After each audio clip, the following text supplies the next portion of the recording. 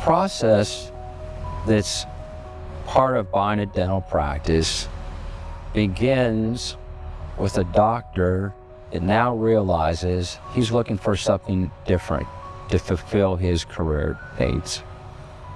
And many times, the same things that he's done to prepare for practice ownership are the things that the bank is looking for. They're looking for someone that has now been out a year or two and has built a clinical proficiency so that he can have, sometimes they call it the speed, the opportunity to perform the dentistry beyond a snail's pace.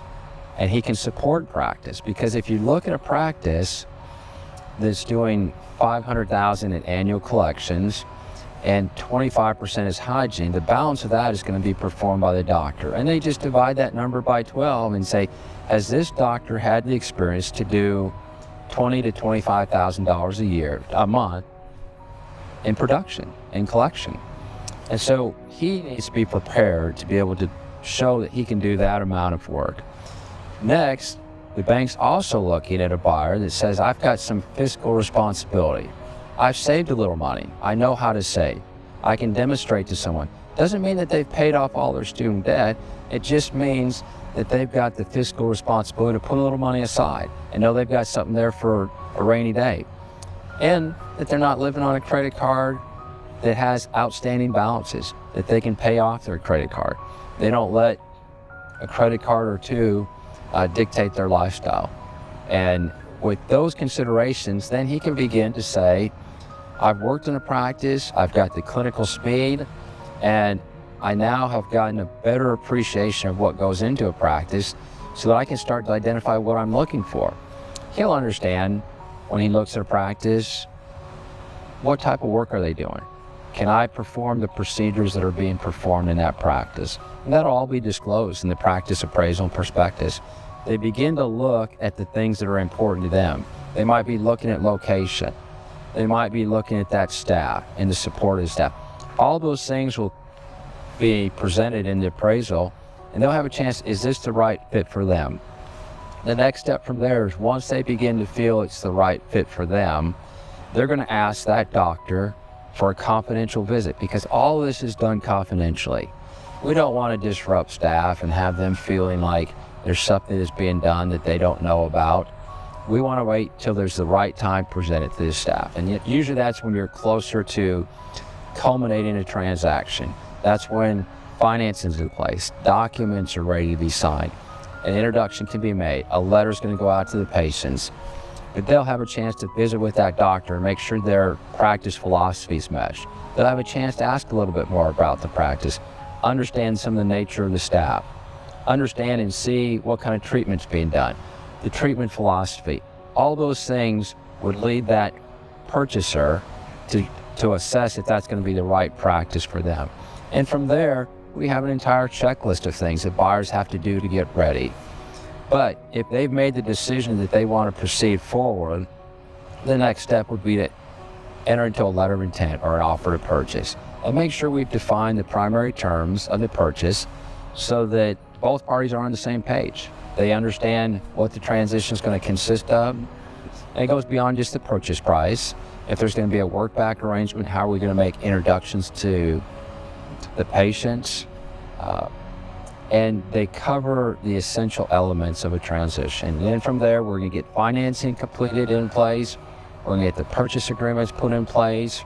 We're going to go through the checklist of things that a buyer needs to do so he's ready to take over the practice and doesn't come into the practice and then all of a sudden realize, oh, I don't have my merchant account, I don't have my CPA, I don't have my insurances in place. All these things will be taken care of. So when they get into practice, they can focus on the practice.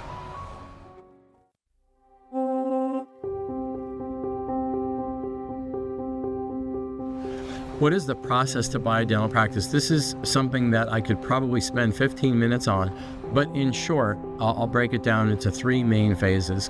The first phase would be the preparation in terms of hiring a good broker to market your practice and value your practice.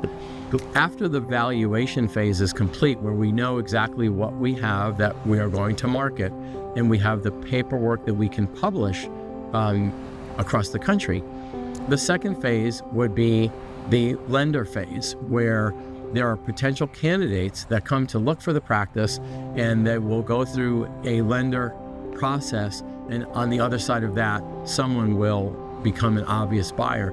And the third phase is actually putting together the paperwork, the documents, the preparation plan for the actual transition for that particular buyer. So I see it as three phases. One, the valuation phase. Two, the buyer assessment phase and loan process. And number three, making the plan for the specific buyer.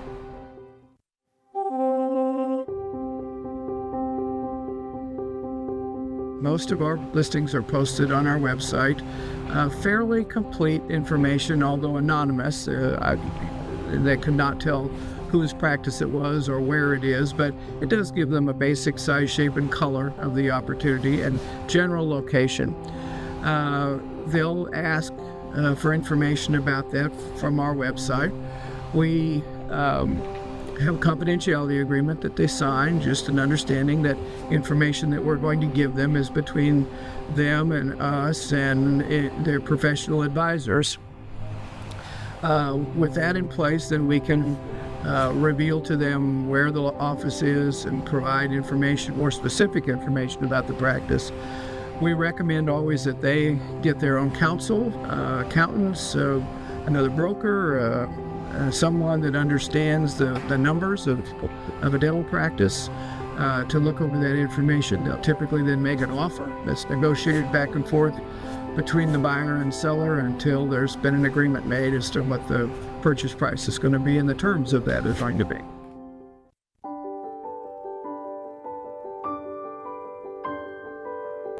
The process for buying a dental practice, I think it's good to start with your local dental broker, hopefully an ADS broker. You can get on our webpage. There's a plethora of information and articles that address some of the things that buyers should look for. But I think that's a great place to start. A buyer should start that process relatively early on so they can know what the market bears and they can educate themselves on what's maybe a good opportunity and what's not such a good opportunity for their own skill sets.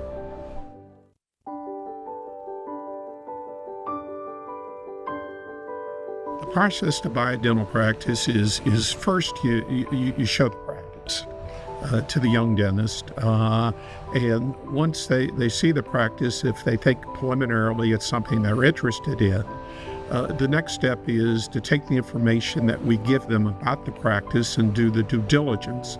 Once they've done the due diligence and they want to proceed, then the next step is getting financing. Once they've obtained financing, then we do contracts.